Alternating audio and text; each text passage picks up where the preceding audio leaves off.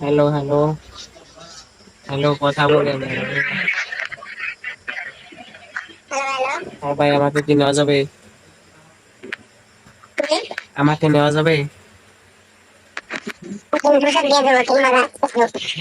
জি।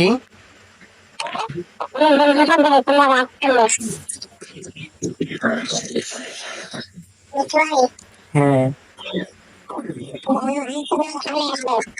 আরেকটা প্লেয়ার আপনি অ্যাড দেন, আমার ফ্রেন্ড লিস্টে কোনো প্লেয়ার নাই, 5টা প্লেয়ার মাত্র add।